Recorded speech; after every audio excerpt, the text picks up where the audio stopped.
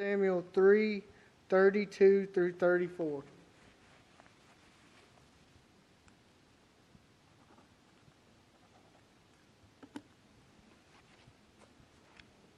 When they buried Abner at Hebron, the king raised, this is David, his voice and wept the grave of Abner, and all the people wept.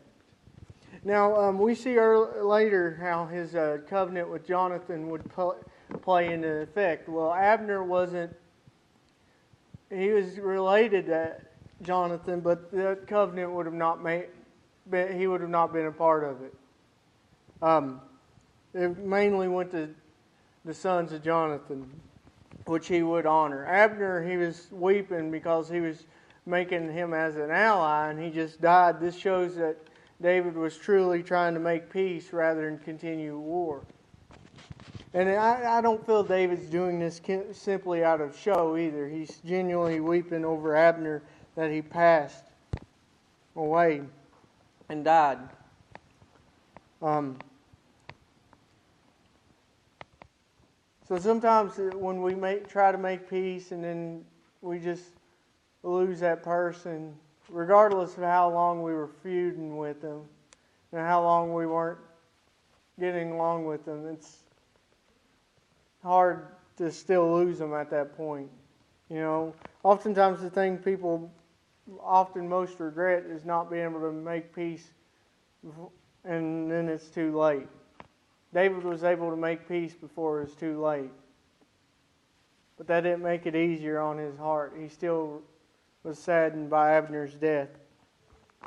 Verse 33. Then the king lamented for Abner, saying, "Should Abner have died as fools die?"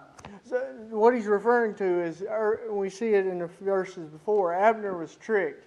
He was called up by Joab, and Joab sneaked and used the fact that David was making peace and Joab was a captain of David's army, used this tactic to stab and kill Abner. So he was tricked.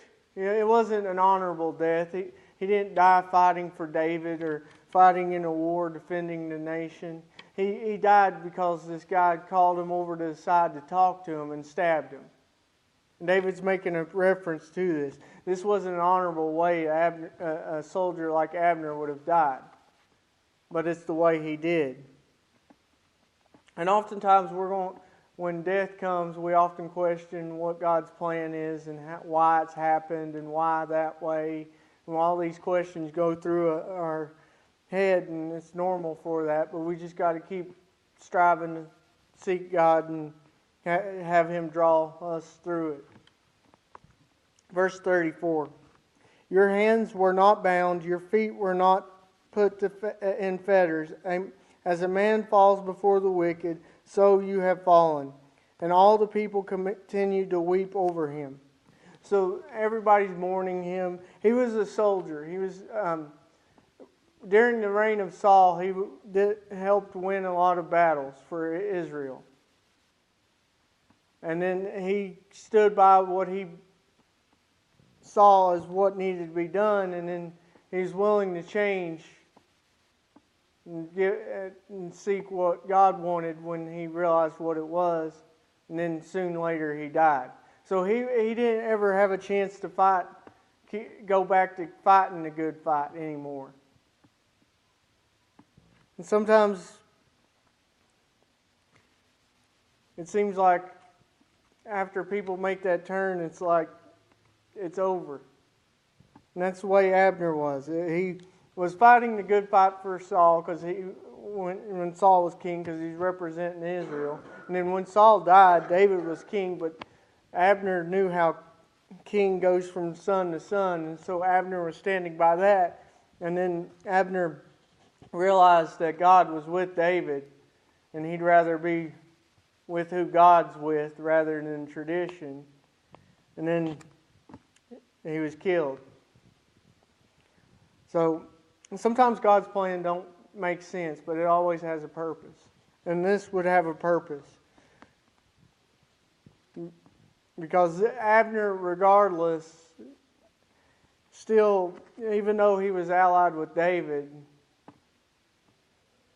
he still resembled resistance. And not necessarily that he would have caused a rebellion, but the people might have seen him as, well, David let him continue to live. We can rebel and nothing happened to us. It would have caused that mind frame for some of the people. So I think God allowed him to die to prevent that from happening. To end all the internal chaos in Israel for a time, which later would come back in after Solomon, and the nation would then divide. But we just got to keep looking at God and even though we don't understand His plan, we just got to trust Him.